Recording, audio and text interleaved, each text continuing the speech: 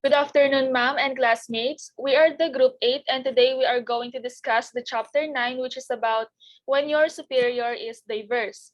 Maikli lang naman itong topic na to. We just provided some other details and information para mas maging elaborated and maintindihan talaga yung each parts sa chapter na to. This topic is actually very interesting din for our group. That's why we also wanted to elaborate it more. But before our proper lesson start, let me ask first if you think meron bang difference between handling cultural diversities of customers, guests, and peers sa pag-handle ng multicultural diversity if it was your superior at work. The answer is no. When it comes to the nature ng diversity, wala silang pagkakaiba. The only difference is that superior mo na yon, hindi na lang siya basta guest or basta hindi na kayo same ng league. Boss mo na siya, ganon. But there are actually no difference at all. Tao lang din naman yung superior mo and ayaw man natin o hindi, may pagkakaiba-iba naman talaga tayong mga tao. If we really want to not offend yung boss or superior natin na diverse, pwedeng foreigner sila, member sila ng LGBTQ plus community, Protestant, or you name it, anything na hindi sa atin familiar or hindi gaano ka-accepted ng society, is pwede yan mag-fall sa diversity. So if yung boss natin falls into any of that, there are 5 rules na dapat lagi nating tatandaan so hindi natin sila ma-offend and matrato natin sila ng tama.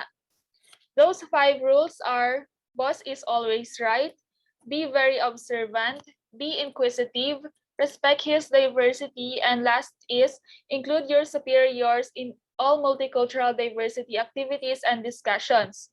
Now let's proceed to the actual discussion of those rules, and the first one will be discussed by Jazcha Manicad. Thank you, Rica. So hello, I am Jazcha and I will be the one to report the first rule, which is the boss is always right. So let us start. The statement of boss is always right is very common pagdating sa isang company. People working in any organization under a manager or a superior ay lagi natin itong naririnig sa kanila. Whether boss is always right or he or she may be wrong sometimes depend on various factors. Kaya ang isang company ay nag-hire ng isang boss or superior to manage people as well. Being a leader has a lot of responsibility to do. Dahil kapag hindi mo magawa ang simpleng bagay sa sarili mo, ay hindi mo pa kayang maging leader para sa iba. There are organizational structure in a company that are in place and therefore, all staff must respect and dutifully abide by their organizational features, rules, and regulations. Sa isang organization ay hindi pwedeng mawalan ng mga batas. Sa simpleng pagsunod mo sa mga rules and regulation ng company ay napapakita mo na din ang pagiging leader mo. Dahil sabi nga nila, a good leader is a good follower. Bago ka maging leader ay dapat marunong ka munang sumunod sa sinasabi ng iba. Ang kanilang job ay hindi naman totally na pangunahing priority nila. Yung tipong dapat matapos agad yung kanilang trabaho. Ngunit ang mahalaga dito ay maisagawa ito ng maayos at makumpleto ng isang pangkat ng mga tao na may kasamang kaalaman at kasanayan na kinakailangan para sa pagtatapos ng isang gawain o task na naka-assign sa kanya. Sa makatuwid, ang iyong boss ay binigyan o pinagkatiwalaan ng isang posisyon na magturo at gabayan ng ibang organizations. Ang isang empleyado ay tinanggap upang magtrabaho ayon sa pamantayan at patakaran ng kumpanya. Sa makatuwid, hindi ka nagtatrabaho para sa iyong boss, ngunit para sa samahan na gumawa sa kanya bilang iyong boss. Show that you respect your superior's authority and their person. Ang halimbawa dito ay kailangan marunong kang makinig kung ano man ang sabihin ng boss sa'yo. Magbigay ng attention to non-verbal communication, maging transparent ka din para sa iba. Dapat ma-recognize mo din ang mga strength and accomplishment na nagawa ng iba para sa company, lalo na yung boss. Siyempre, value the time and workloads of others. Delegate meaningful work, practice common courtesy and politeness dahil napakahalaga ng mga katangian nito para maging healthy yung relationship nyo between the employees and your boss. Include everyone in meetings, discussion, and celebration para mapil ng bawat isa na special din sila at na-appreciate mo yung mga effort nila para sa isang company. And also, consider how others view you and your actions. Next is 2 things to remember on how to apply this rule. The first one is wholeheartedly accept your specific role in the organizational structure. Organizational roles and responsibility are the foundation of a successful business. As the leader of your company, it is your job to ensure that the organization roles and responsibilities are well defined so every department and division fits together as a whole. Ang mga empleyado ay dapat marunong makaunawa sa kanilang mga tungkulin sa isang organisasyon ng business dahil may posibilidad na maisagawa ng maayos ang kanilang mga trabaho at maramdaman na safe sila sa kanilang ginagawa. Dahil sa isang business ay hindi dapat mawala ang organizational chart upang ma-identify nila ang kanilang mga tungkulin at mga responsibilidad nila sa isang organisasyon sa pamamagitan ng pagkakaroon ng mas malinaw na larawan. The second is your superior or boss is the only one who has legitimate authority. Progressive leaders understand the weight of this responsibility, but also see it as an opportunity to innovate and grow. Ang superior ay may karapatang magkaroon ng mga desisyon at alintuntunin na tinatanggap at sinusunod ng iba. In this case of law, people feel a personal responsibility to comply voluntarily with those laws that are created and enforced by legitimate legal authorities. To respect their authority and person, you must avoid phrases such as, I need a raise, I cannot stand working with, it's not my fault, but we have always done in this way, that's not part of my job, that's above my pay grade, I'm bored, I have too much on my plate. These phrases are the things na as an employee, dapat natin iwasan bilang pagrespeto sa authority na meron yung boss natin or superior natin. Diba ang pangit naman kung parang mas marunong ka pa sa boss mo na sasabihin mong, boss, taasan mo naman sweldo ko. Mga ganon. Hindi naman sa sinasabi kong hindi ito pwede. What I mean is, meron tamang paraan if you think kailangan mo talaga ng higher pay rate. Be professional lang, kumbaga since you are also asking a favor. You should not also say na, I cannot stand working with. Kahit gaano pa kayo ka-close ng boss mo, be a team player lang. Kahit na di mo pa bet, masyado yung tao, maging professional ka. Boss mo yon, pantay-pantay tingin niya sa lahat ng employee niya. And if mag-open ka sa boss mo ng ganon, pangit lang tingnan kahit super close pa kayo. Ihiwalay mo dapat yung mga closeness niyo as a friend when you are working. Professional dapat. So itong it's not my fault na phrase, okay lang din sabihin mo sa boss mo na ito but in a nice and professional way. If merong something na kinakaharap ang company nyo, huwag mong sisihin yung boss mo. Pwede mo sabihin ibang ways mo to solve the problem. Pero there is no need to blame. Iwasan natin yung mga petty acts, total nasa workplace kayo. But we have always done in this way. Dito naman, parang mas nagiging marunong ka pa sa boss mo, di ba? So, hindi mo nire-respeto yung mga desisyon ng boss mo. What if yung mas okay na nagwo-work kaya palaging ganun ang ginagawa nyo? So, trust your boss lang. Trust the process, sabi nga nila. That's not part of my job. So, sometimes, naiinis tayo kasi napupunta sa atin yung mga bagay na di naman na-cover ng job natin. Pero actually, if we are in a corporate world, dapat matuto tayo maging flexible. Kasi may i-cover at i-cover tayo ng mga tasks kahit di naman natin forte yun. That's about my pay grade. This one, you are being demanding ulit. So, parang kanina lang, when you are in a corporate world, may mga bagay talaga na mangyayari na kailangan natin gawin. You can open up sa boss mo pero be respectful. Pa rin since boss mo yun. I'm bored. Tingin ko naman naiintindihan natin to, di ba? If nasa workplace ka, tapos sasabihin mo to, di ba parang nakakabastos lang? Hindi lang sa boss mo, pero pati sa mismong ginagawa ng company nyo. So, iwasan daw natin ito. I have too much on my plate. Again, okay lang naman magsabi talaga sa boss if super dami na ng task na ginagawa and di mo na kayang may madagdag pa. Pero wag naman may yung tipong may magagalit ka sa boss mo na, ano ba yan boss? May pinapagawa ka na naman. Di ba nga kami tapos na? As a student, na-experience natin yung mga ganyan, di ba? Pero we do not have a choice kasi kailangan natin to. So, ang point lang dito is try to think another way para masabi sa boss natin na marami na tayong ginagawa. Pwede natin isuggest na i-move yung deadline if wala talagang ibang makakagawa. Lahat naman kasi nadadaan sa maayos na usapan. Huwag na lang din idadaan sa mga mas malalapang mga sitwasyon. So, those are just the phrases that we need to avoid para di mabastos yung boss natin. Naging boss sila for a reason. So, pagkatiwalaan natin sila sa mga kaya nilang gawin. How to treat your superior with respect. First is, determine what respect means. Respect is a feeling when you treat someone well for their qualities or character traits. Ngunit ang paggalang ay maaari ding isang pagpapakita ng dignidad sa mga tao. Tulad na lang ng mga employees and boss ay dapat igalang ang bawat isa dahil it creates a good work environment which increases employees' productivity. Ang pagkakaroon ng respect ay naipapakita din sa pamamagitan ng pagbibigay ng concern sa iyong mga employees dahil mas lalong na-appreciate nila ang iyong ginagawa. Next is respect their position. Respect is one of the most important traits in the workplace. It allows you and your team to work together to accomplish goals. You need to respect your team, manager, and clients to receive respect from them. Marunong din dapat tayo rumispeto sa kanilang posisyon. Like for example, hindi porket sobrang kasundo mo na yung boss mo ay hindi mo na ito rerespetuhin. Dapat nasa lugar din ang pagbibigay respeto natin sa kanila, lalo na kung mas mataas ang posisyon nito sa atin. The third one is finish the work assigned to you. When manager give you a task, employees know what they are expected to do and why. Giving complete work assignment to employees is important because employees will be more likely to satisfy customer and meet their manager expectations because they will know exactly what they are expected to. Dahil kaya binigyan ka ng task ng manager or boss mo dahil alam niya na matatapos mo ito sa tamang deadline. Kaya dapat huwag tayong magtatampo or sasama ang loob natin dahil challenge lang tayo ng ating mga boss kung ito ba ay kakayanin natin or hindi. Dahil bilang isang empleyado, wala tayong karapatang magreklamo dahil part ito ng ating job. But depende na lang siguro kung masyado nang inaabuso ang ating kabaitan. The fourth one is be loyal.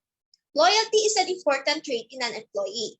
Ang isang boss ay kinikilala, ang iyong suporta ay maaaring maging isang kampiyon para sa iyong karera at isang mahusay na taguyod para sa iyo.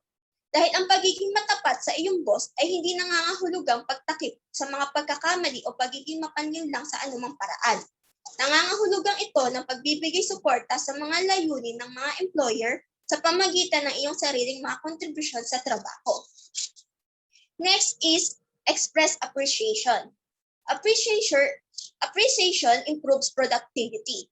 When employees know their hard work is appreciated and recognized, they feel that their work is valued.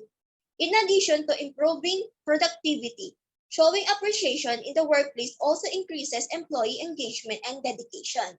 Dahil ang pagpapahalaga ay tumutulong din ito sa pagbuo ng katapatan ng mga tauhan, hindi lamang para sa kumpanya, kundi para na din sa buong samahan nito. And the last one is look at the situation from their point of view. Through a self-evaluation, you can figure out what you are doing well as any shortcoming you need to address before an official performance review. Getting into the habit of self-evaluation and documentation your assessment also allows you to track your progress over time. Ang pagiging productive and respectful relationship between the boss and their employees ay nagbibigay ng success sa isang company. Dahil ang pagkakaroon ng healthy and respectful relationship with your manager can improve your morale, productivity, and also it can boost your career. The next rule is about be very observant, and it will be explained by Karen Uy.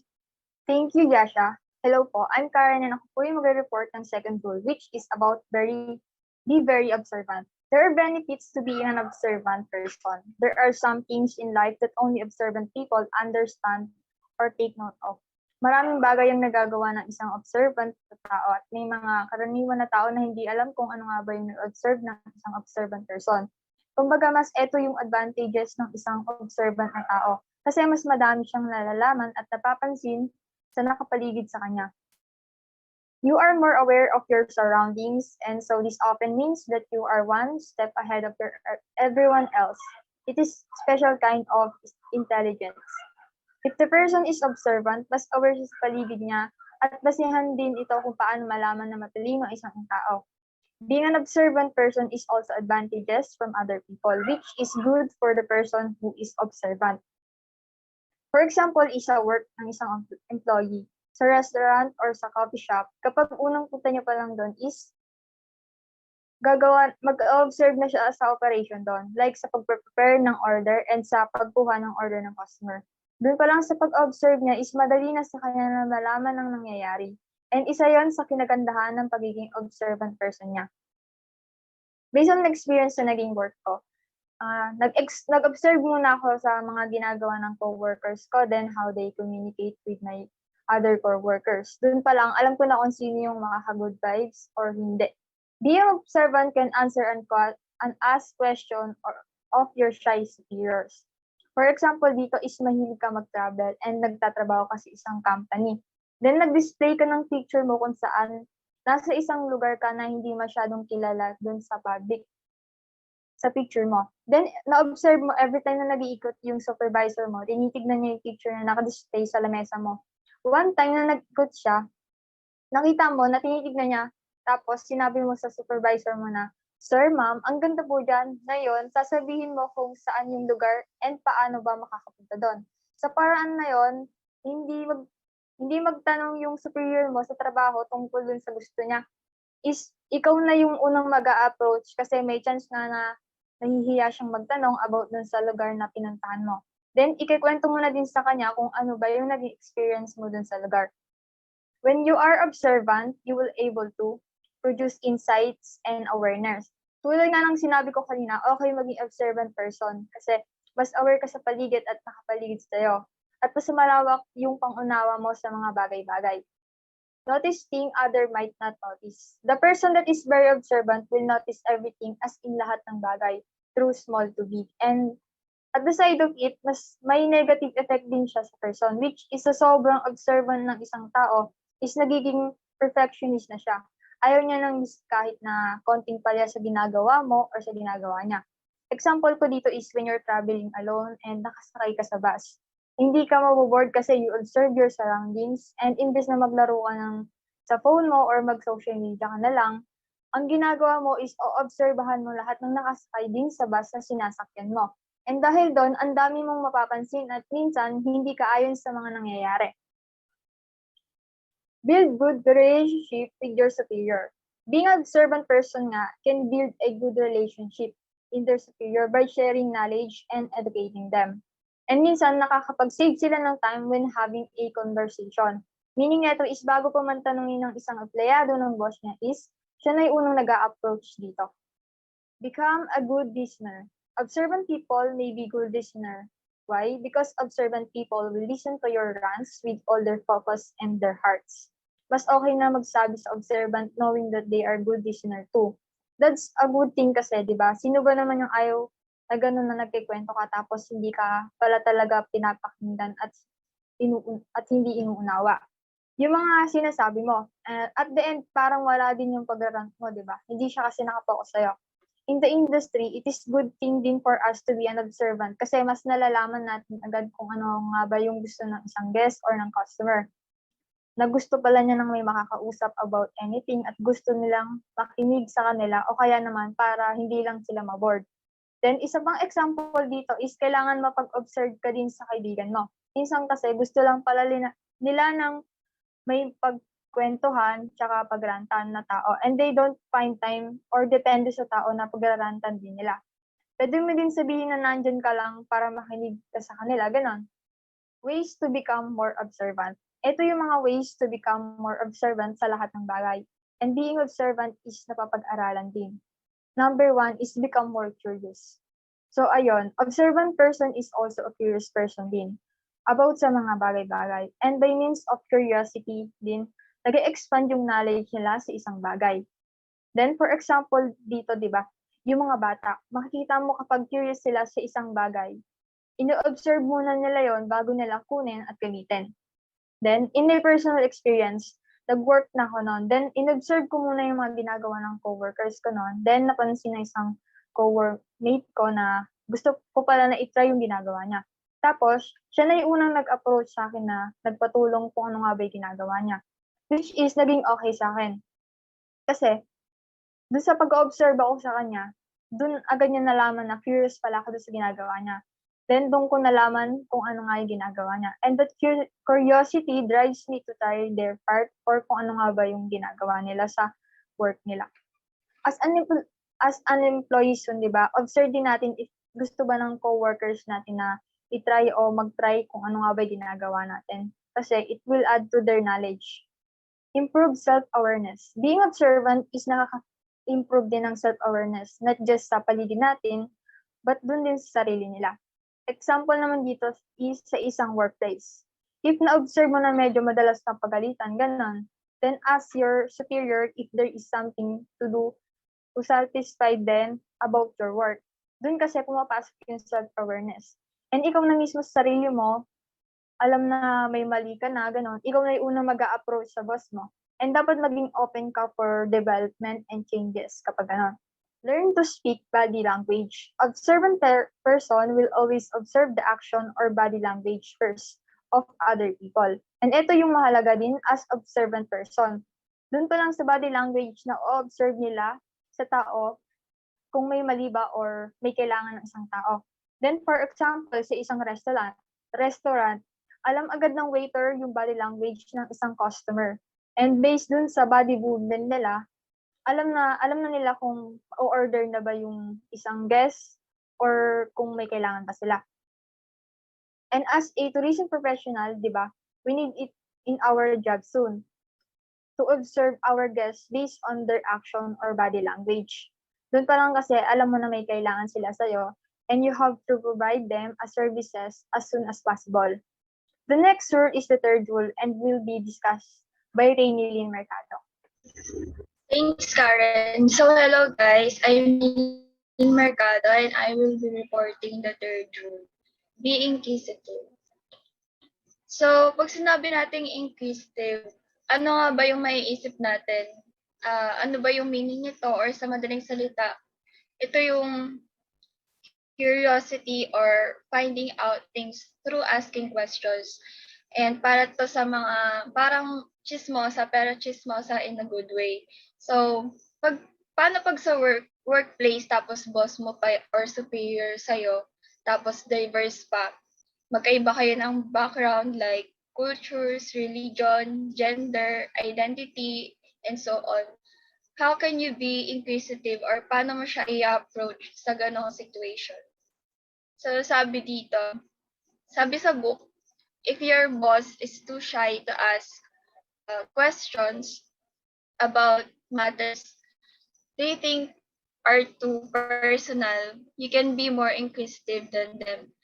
Ask them questions about the things you see in their office, like their collection of paintings and the photos of their family on his desk. Engage them in short banter about their country of origin and its people. You may want to tell them an interesting piece trivia you may know about their country. So, ayun. Pag nahihiya daw yung boss mo, siguro kasi dahil nga diverse, may pagkakaiba kayo, pwedeng ikaw yung maging inquisitive or mag-approach sa kanila by asking questions. Daldalin mo, ganon, pero syempre, wag naman natin kalimutan yung respect. Dapat meron pa rin yun, and mahalaga yun kasi sa team communication when it comes to workplace. And talking to someone who's higher than your place, ayun nga, superior. Piliin natin yung itatanong natin. Be respectful. Kung ayaw nilang magkwento or sabihin, huwag tayo mamilit. Yun nga nabanggit ko kanina, di ba, pwedeng tanungin about sa iba't ibang bagay. Kung ano yung likes nila, kung ano yung gusto nila, facts about sa country nila, culture, origins, traditions, ipakita natin na interesado tayo sa kanila. And kung ano yung mga kwento nila and kung sino sila. By asking questions, we promote more meaningful connections and more creative outcomes as we work together. Building relationships, kumbaga, kahit may diversity. Ayan. What if your boss is Korean? Ayan. Example, Korean yung boss mo or yung superior mo tapos ikaw Filipino. When communicating to them, kasi iba nga yung native language nila or accent nila kaysa sa'yo, iwasan natin yung paggamit ng slang terms. And also, kailangan nating maging conscious sa pananalita natin na gagamitin natin pag nakikipag-usap sa kanila, dapat malinaw and naiintindihan nila. We can ask questions to clarify that anything that we don't understand. Pag may hindi tayo naintindihan sa kanila, dito pumapasok yung pagiging inquisitive natin. sa boss natin, sa superior natin. For example, typically, di ba, or usually, we use handshake when we are greeting someone, ganun. Sa meeting, di ba, usually after ng meeting, mag-shake hands. Pero sa Koreans, nagbabaw sila sa isa't isa. Isa pa yung sa madaming form of speech sa Korea. Like, yung sa, casual, informal, polite, formal, and very informal.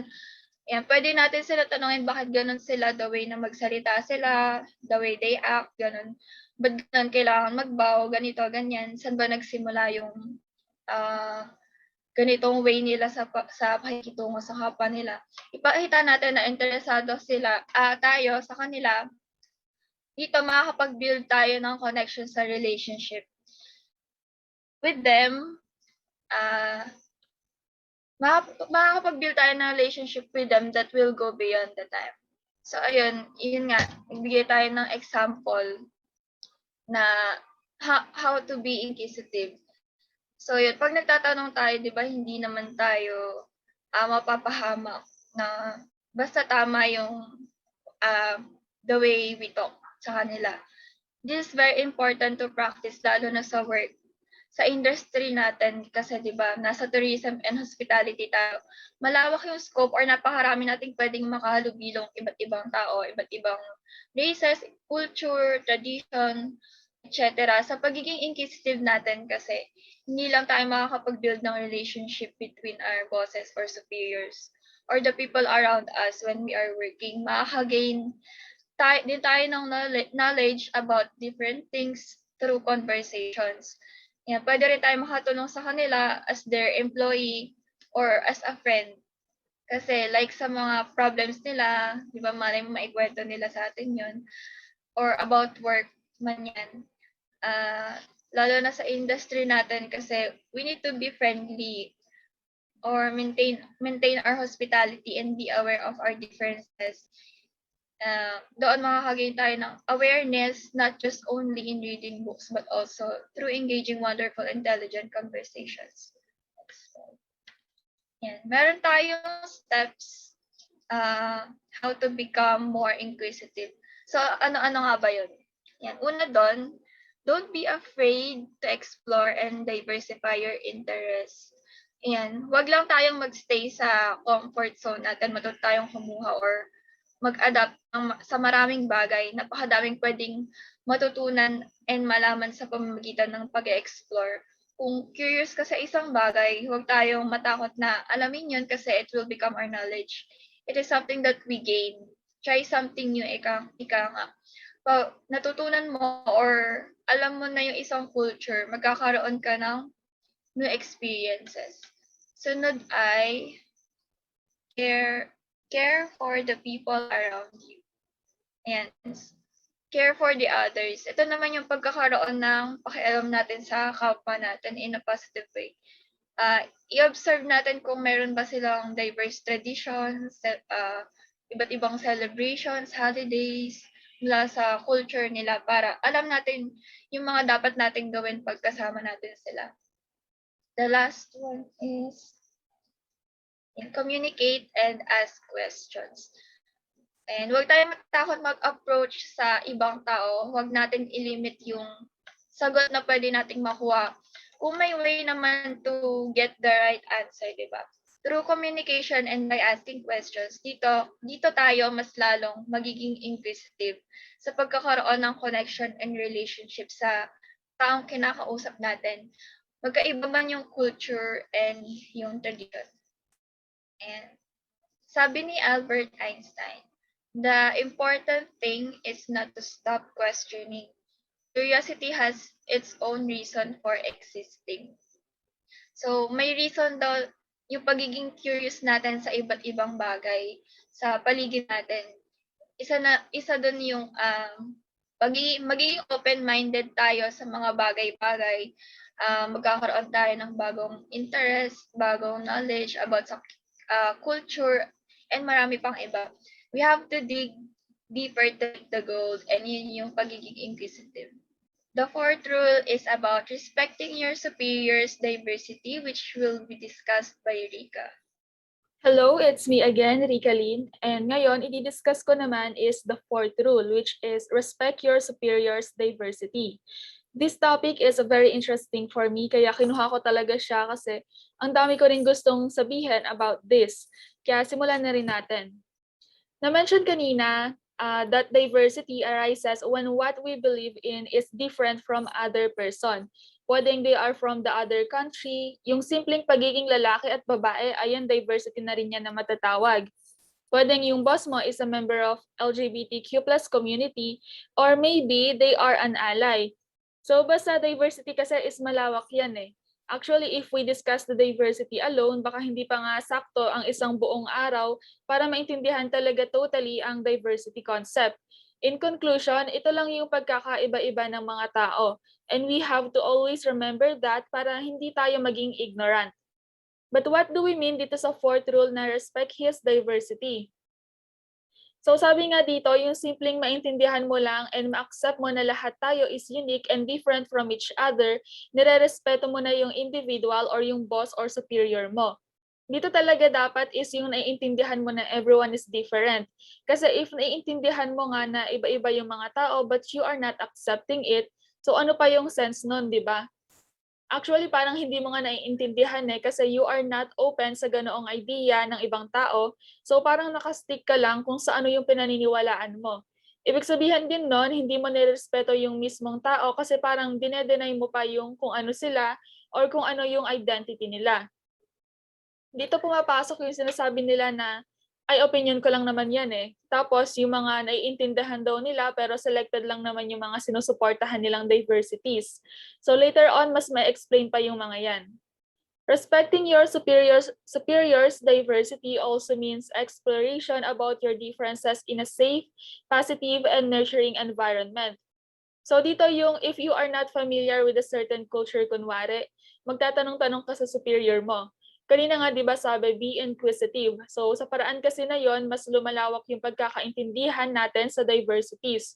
If we are open to different ideas, if we are accepting na meron talagang iba't ibang bagay na nag-exist na nung una hindi tayo aware, I think mas okay para sa atin 'yon kasi mas lumalawak din yung perspectives natin in life. Mas natututo tayo. Sabi nga nila, change is the only constant thing in the world, pero I believe so does the learning.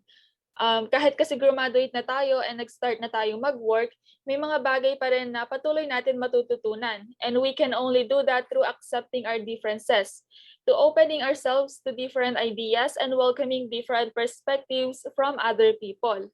Sabi nga dito, it is about understanding each other and moving beyond simple tolerance to embracing and celebrating the rich dimensions of diversity contained within each individual. Respecting your superior's diversity also includes respecting them no matter what are their gender preference or sexual orientation. Sabi nga dito sa book, no gender preference can make you better than the other. As long as kaya mo naman kasing i-provide ng maayos ang services, kaya mong gawin ng maayos yung tasks na na-assign sa'yo, then you are good. Walang problema doon kahit na lalaki, babae, or member ka pa ng LGBTQ plus community. Pero minsan may mga tao talaga na nagbabase sa kung anong gender mo di ba? So lalo dati, di ba, na yung mga nasa higher positions lang ay yung mga lalaki kasi daw mas okay yon. So wala daw kasing issue pag lalaki. Hindi daw nanganganak, so available anytime. Kasi yung babae daw is yung pambahay lang daw or mag-aalaga ng anak or mag-aalaga ng asawa. Pero ngayon di na ganun ang issue masyado thanks to all the women empowerment movement, di ba?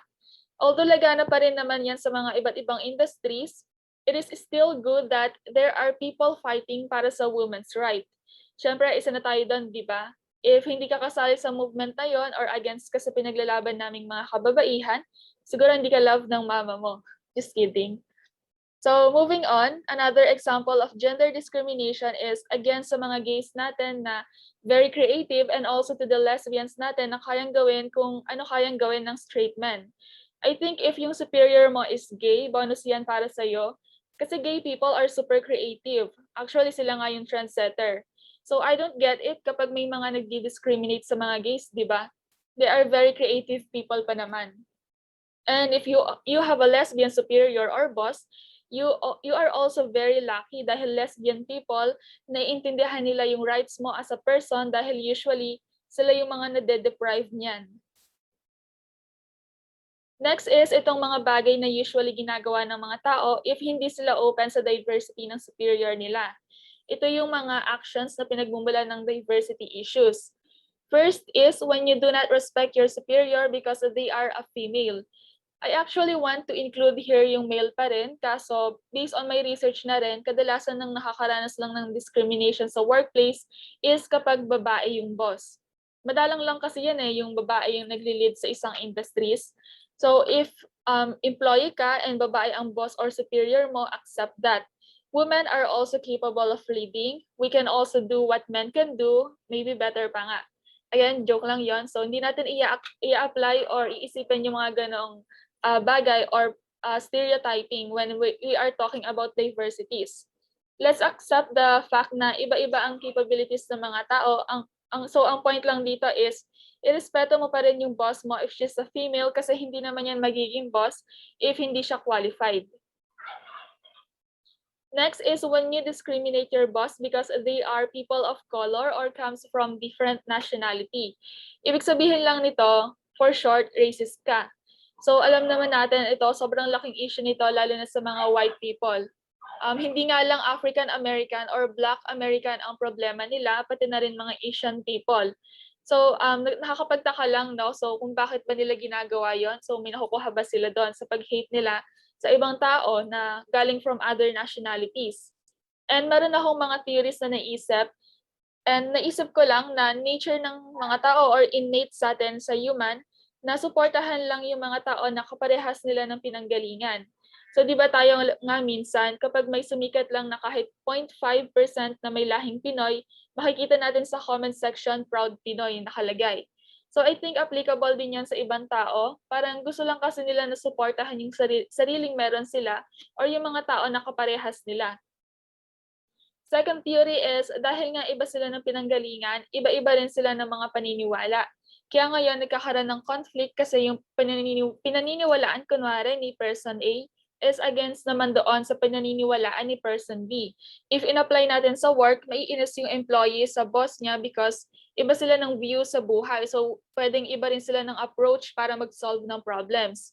Ngayon, possible na i-attack ni employee yung origin ng boss niya because of that. My last theory is maybe they are just afraid.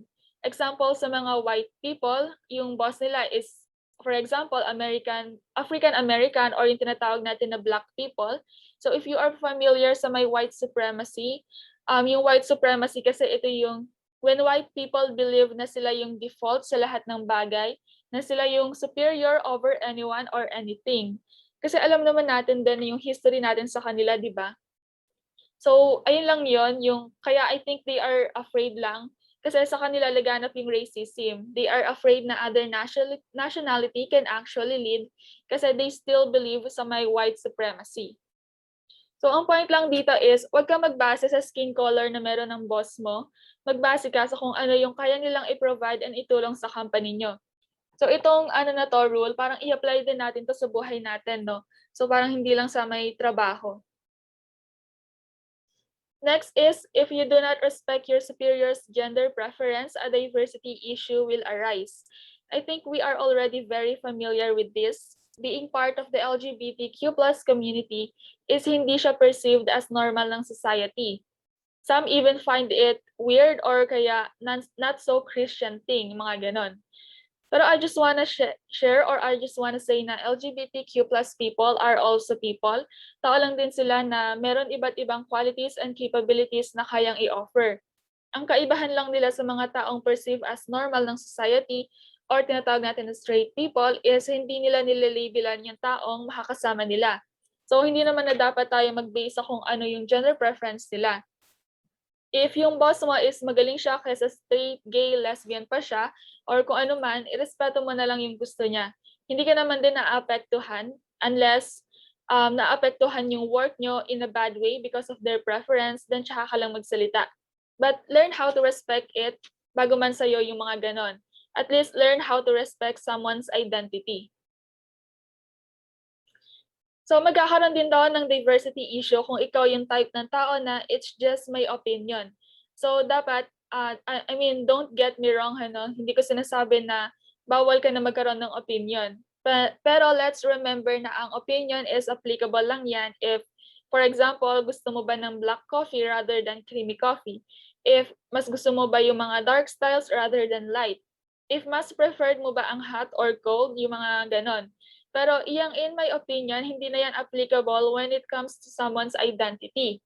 If you are insisting sa paniniwala mong dalawa lang ang gender na meron sa mundo, then that is not an opinion. That is an oppression. If you are invalidating and denying someone's identity and their right to exist, how come isa pa rin yung opinion, di ba? I just want to share kasi ako, I'm an ally ng LGBTQ+ community. I support them. Meron akong conversation sa isang tao regarding sa LGBTQ+ community. And natanong ko lang kung ano yung tingin niya sa mga yon. So all is going well, sabi niya okay lang daw sa kanya, pero so may word siya na pero nakasunod. As an ally, alam ko na kaagad na hindi siya totally supported or wala siya talagang support sa LGBTQ+ community kapag merong pero nakasunod sa sentence niya. So hindi ka talaga supporter kapag ganon. Ito din yung sinasabi ko kanina na selected lang yung mga pagsuporta. Then that person proceeded on saying, pero ako hindi masyado kasi siguro sa prinsipyo ko na lang din. So nakikita niyo na ba yung mali doon? The moment I heard that, syempre nakakainis as an ally, pero sinave ko na lang yung energy ko kasi there is no point in arguing kapag ganun na yung sinasabi ng mga tao. What do you mean by that kasi no? So walang prinsipyo yung mga LGBTQ+ members, ganun.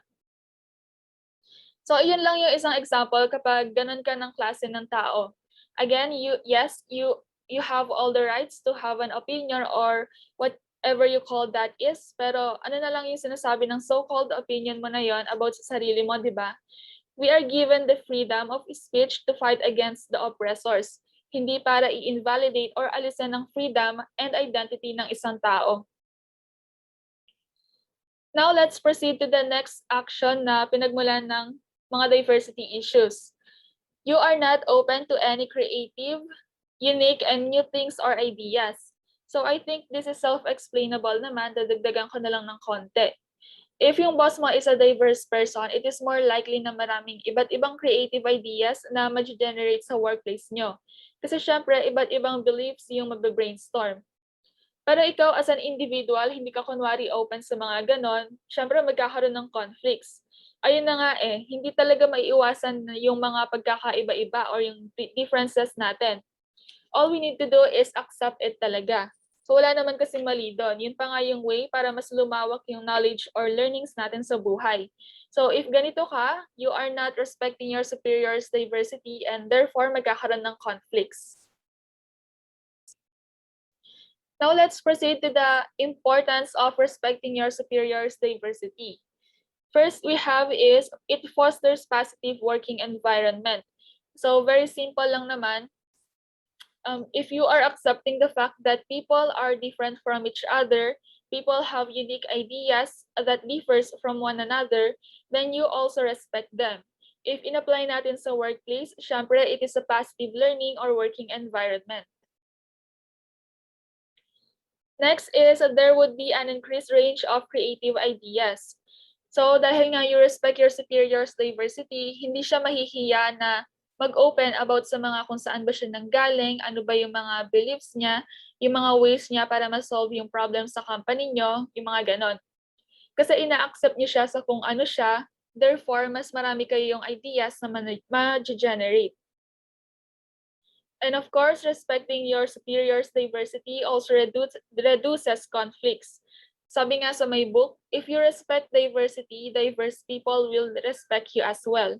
If wala naman silang nagagawang mali kasi, hindi ka naman naapektuhan in a bad way, hindi ka naman nayuyurakan ng mga diverse people, so irespeto natin sila.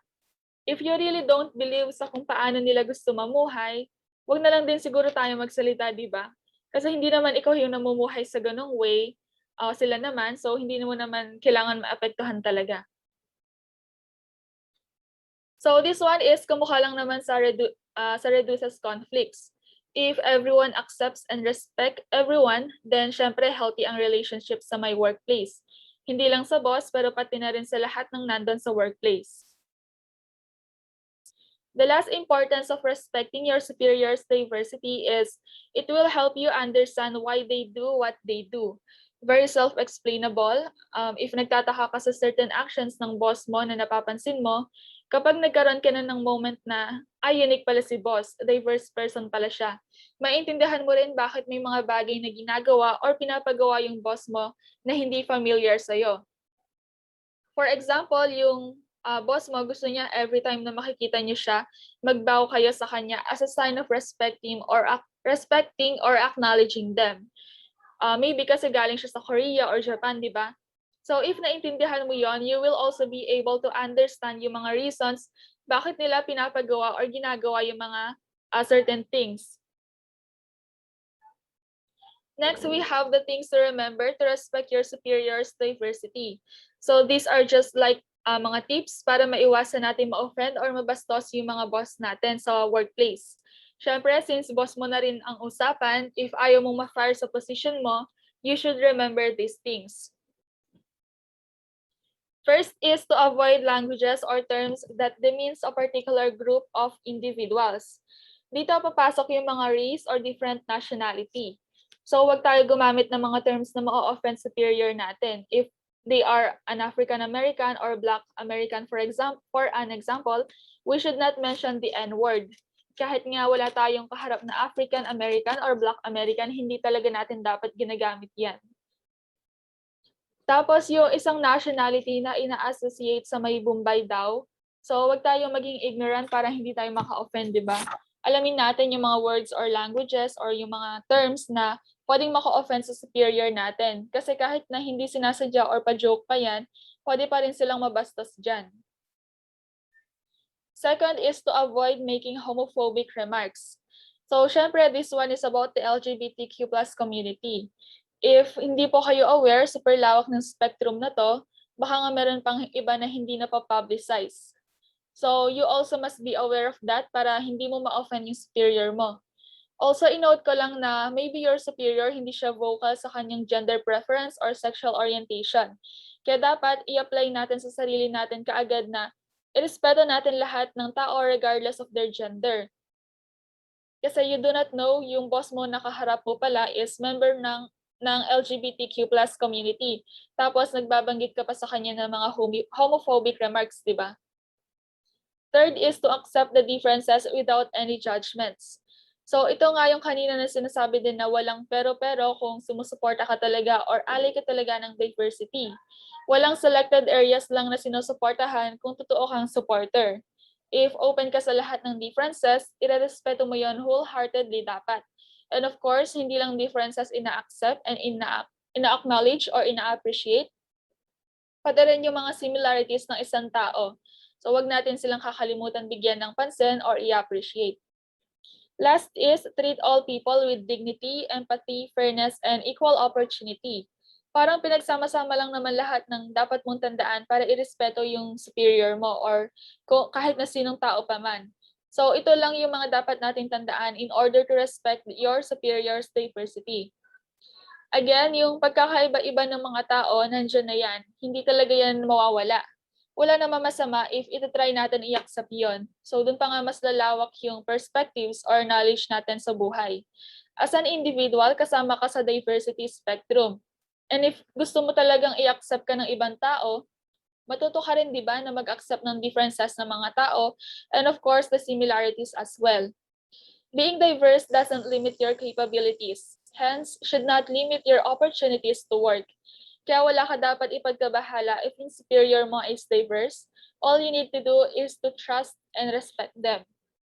So, dyan about itong fourth rule to make your superior feel at ease with you. The fifth rule, which is also the last, is about including your superior in all multicultural diversity activities and discussions. It will be explained by Hazel Alivia. Thank you, Rica. Hello, ma'am and classmates. I am Hazel Alivia, and I will be discussing the last rule, and it is about including your superior in all multicultural diversity activities and discussions. Workplace nowadays is very different from before. Now we can see people working together despite of their differences in nationalities, ethnicities, and religions. Before, where racial and cultural discrimination was widely practiced around the world, working together in one workplace isn't possible. Halimbawa, may mga lugar kung saan may diskriminasyon sa mga Amerikanong negro. Hindi natatanggap sa trabaho ang mga negro, lalo na't mga puti ang nagmamay-ari ng negosyo. Education attainment, self-insights, and social classes also add to the intricacy or complication of a modern workplace. Sa ngayon, ang may mga pinag-aralan ang nakakalamang kahit mag-a-apply lang bilang utility ay college level or college graduate ang hinahanap. Ang mga taong nakapagtapos ay mas mataas ang tingin sa sarili nila. Minsan nagkakaroon din ng diskriminasyon sa pagitan ng mga empleyado, halimbawa sa mga Katoliko at Muslim. Minsan hindi nila alam na may mga bawal o pagkakaiba sa kanilang paniniwala. A boss should never be exempt from any multicultural diversity program in the company so they would be aware about a various background and habitual differences. Totoo to, if there is any program in the company, then no one must be exempted. I am analyzing that multicultural diversity program intends to discuss on how to honor, respect, and enhance camaraderie between employees and bosses in a certain workplace. Hindi dapat exempted ang mga boss. Sila nga dapat ang mas nangunguna sa mga ganitong programa ng kumpanya. Dahil sa pag-unawa, mairirespeto ng lahat ang bawat tradisyon. Mauunawaan na din nila ang mga gawi at kilos ng kanilang kapwa at ito ang magpapatibay ng kanilang samahan. What is this rule about? First, everyone in the company or business must be included in the activities and discussions when it comes to multicultural diversity, including the superior. Yung mga boss, sila dapat yung mag-encourage sa lahat ng employees na mag-training, umattend ng seminars and other activities and discussions about multicultural diversity. Hindi pwede ma-excuse yung mga boss nang dahil lang sa may gagawin pa silang ibang bagay or may mas importanteng bagay pa silang asikasuhin. Hindi rin nila pwedeng sabihin na alam na nila kung ano yung agenda at magi-skip sila sa discussion na yon. Second, there are systematic differences that make up cultural difference like belief, philosophy, and values of social regulation. Ang isang halimbawa nito ay ang Asian cultures ay more collectivistic while Western cultures are more individualistic. Yung collectivistic, ano yung namana pa nila sa ninuno nila, kaya collect, ibig sabihin na adapt or naipon nila yung paniniwala na yon. Tapos yung individualistic naman, more on personal decision. So yung mga superior na mas higit na nakakaintindi ng mga cross-cultural behaviors or yung pagkakaiba-iba ng kultura, ay mga assets ng kumpanya at maaari din nilang maimpluwensyahan ang iba pa o lahat ng employees ng kumpanya. As a tourism professional, why it is important to apply this rule? Bilang isang tourism professional, mahalaga na i-apply ang rule na to sa workplace. Dapat talaga kasama ang superior sa lahat ng multicultural diversity activities at discussions dahil magbe-benefit din ang kumpanya dito. Kung matuturuan o ma-educate and train lahat ng empleyado on how to deal with multicultural diversity, makikinabang ang kumpanya at mas mapapaganda ang benepisyo at estado ng buhay ng mga empleyado. And as a tourism professional, you should be able to impress upon your boss that it is their presence and authority that will lend credence to all these activities attended by everyone else. Actually, ang mabuting boss ay hindi na kailangang sabihan ng mga ganitong bagay. Dapat nilang malaman na ang kanilang presence ay mahalaga sa lahat ng activities na to. Ways to include your superior in all multicultural diversity activities and discussions.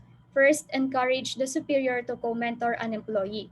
Pag naramdaman or naisip ng superior na kailangan siya sa isang sitwasyon, sigurado pupunta yan. Second, encourage the superior to chair committees of the activities. Superior will have to supervise the tasks of the committees that he or she will lead. So mapipilitan silang pumunta sa isang activity or event to lead his or her subordinates. Third, encourage everyone to take time in studying multicultural diversity. Superior has to go activities that are encouraging everyone to learn more about multicultural diversity. Ang superior dapat ang mag-motivate sa lahat ng members ng company para mas matuto at mapaunlad pa nila ang multicultural diversity sa trabaho.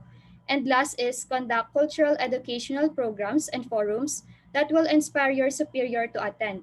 In programs and forums, name of superior is usually mentioned or he or she will have a specific part in a program like speech or message. So makihikayat silang umattend. So lahat ng nabanggit na yan ay makakatulong to include the superior in all multicultural diversity activities and discussions.